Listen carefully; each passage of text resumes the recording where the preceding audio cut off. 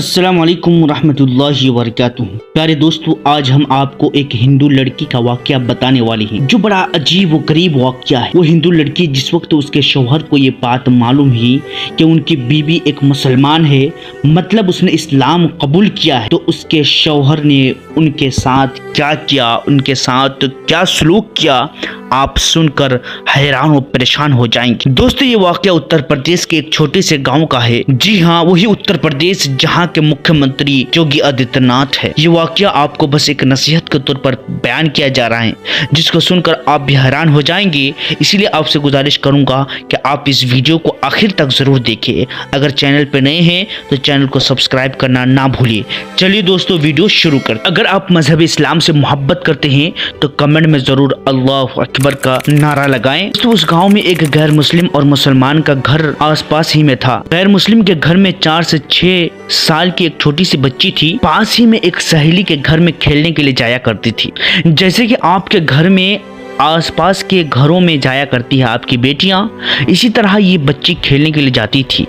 लेकिन जिसके पास खेलने के लिए जाती थी वो मुसलमान थी और उनके वालिदा अपने घर में कुरान मजीद सिखाया करती थी। जब खेल खत्म हो जाए तो उसकी वालिदा उसको बुलाती और कहती कि बेटी बैठ जाओ और कुरान को सीखने की कोशिश करो। उसकी माँ उसको डेली बुलाती थी और कुरान मजीद डेली सिखाती थी। जब उसको पढ़ने के लिए बुलाती तो वो हिंदू बच्ची भी उसके पास आती थी, बैठकर कुरान को देखा करती थी। धीरे धीरे उसका मन पढ़ने को करने लगा। एक दिन उसी बच्ची ने कहा कि चाची, मैं भी इस किताब को पढ़ना चाहती हूँ। तब इस औरत ने उसको पढ़ाया। धीरे धीरे कायदा सीख गई। फिर आहिस्ता आहिस्ता कुरान मजीद को अपनी सहेलियों के साथ पढ़ना शुरू कर दिया और ये बात राज ही में रहने दिया, यानी उसके अपने माँ बाप को इसके बारे में नहीं बताया। आहिस्ता वो बच्ची जवान हो गई। तब उसकी शादी एक कट्टर हिंदू से कर दी गई, यानी उसकी शादी एक ऐसे नौजवान से करने जा रहे थे जो बहुत ज्यादा कट्टर था, मुसलमान से बात करना पसंद नहीं करते थे, मुसलमान से बहुत ज्यादा नफरत करते थे। एक वो बच्ची उस मुसलमान बच्ची की माँ से मुलाकात करती है शादी से पहले और कहती है कि चाची, मैंने तो आपसे कुरान मजीद मुकम्मल सीखा है, लेकिन अब तक ये बातें अपने घर वालों को नहीं बताया, इसलिए मेरी शादी एक ऐसे लड़का से दिया जा रहा है जो मुसलमान से बहुत ज्यादा नफरत करता है। खातून ने कहा, बेटी सब्र करो और अल्लाह से दुआ करने की कोशिश करो, इंशाअल्लाह इंशाअल्लाह अल्लाह ताला तुम्हारा ईमान बर्बाद नहीं करे। उसके बाद उस खातून ने उसके लिए एक तोहफा तैयार और उसकी अच्छी तरह से पैकिंग की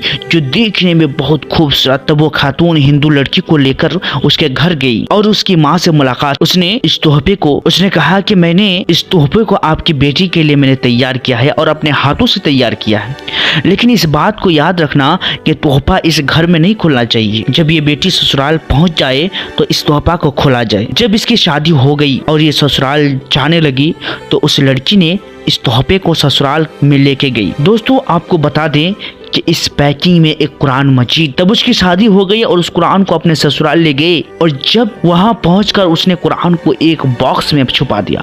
जब शादी की भीड़ भाड़ खत्म हो गई तब वो लड़की उस कुरान को खोला, थोड़ा सा पढ़ा और जब उसके शौहर नहीं रहते, यानी वो वापिस चले जाते, तो आराम से कुरान को खोलते और उस कुरान को डेली पढ़ा करती थी। इसी तरह साल गुजरते गए और टाइम और वक्त बीतता गया। तब वो लड़की प्रेग्नेंट हो गई, यानी हामिला हो गई। उसके पेट में बच्चा हो गया। अब वो सोचने लगी कि अब मैं तो हामिला हो गई हूँ, मैं अपने बच्चों का क्या करूँ, यानी मेरे बच्चे कैसे कलमा पढ़ेगा। उसने अल्लाह से कहा कि अल्लाह, कोई तरकीब मुझे बता दीजिए ताकि मैं अपने बच्चों को कलमा पढ़ा सकूं। दोस्तों, उसको कोई तरकीब नजर नहीं आ रही। वो तो उसको शौहर को नहीं बोल सकती, मगर अल्लाह की शान देखिए। एक दिन उसका शौहर बीमार पड़ गया और बहुत सख्त बीमार हो गया। तब वो दोनों डॉक्टर के पास गए, डॉक्टर से टेस्ट करवाया तो रिपोर्ट में आया कि तुम्हारे शौहर को बहुत बड़ी बीमारी हो गई है जिससे तुम्हारा शौहर नहीं बच सकता है, उसको कैंसर हो गया है। पूरी उम्मीद खत्म हो गई थी। जब दोनों घर आए, मायूस होकर आए,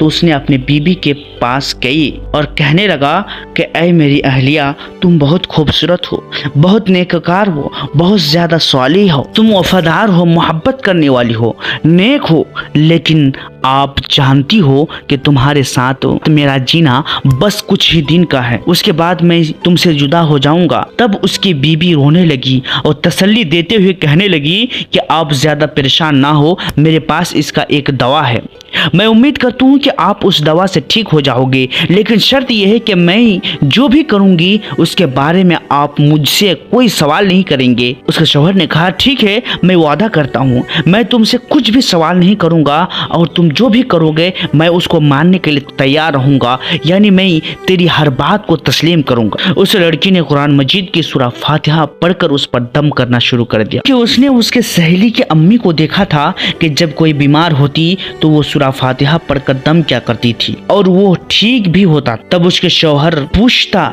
कि तुम ये क्या कर रही हो? जवाब दिया कि तुम्हारा इलाज कर रही। तुमने वादा किया था कि आप मुझसे कोई सवाल नहीं करेंगे, तब आप क्यों सवाल कर रहे हैं? तब वो खामोश हो गया। दोस्तों, वो लड़की अपने शौहर पर पूरे 1 महीने तक दम करती रही, ईमान और भरोसे के साथ। 1 महीने के बाद उसका टेस्ट किया गया, उसका जांच किया गया।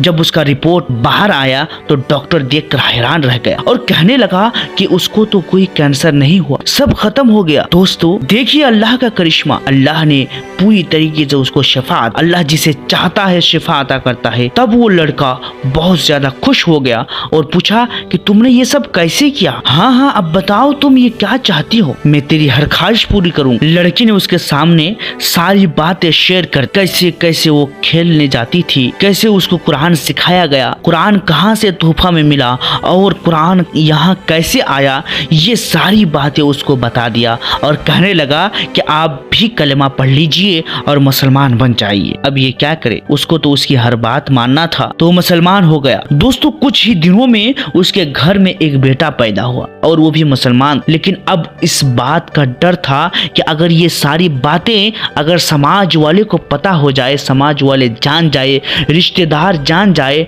तो उनका हाल क्या होगा। वो लोग हम लोगों को जीने नहीं देंगे, वो लोग तकलीफ देंगे, हमें समाज से बेदखल कर देंगे। तो शौहर ने कहा कि उसकी तुम्हें कोई फिक्र करने की जरूरत नहीं है, उसका इंतजाम मैं खुद करूंगा। अब उसने सऊदी अरब में जॉब के लिए अप्लाई कर दिया और अल्लाह की रहमत से उसकी जॉब भी लग गई।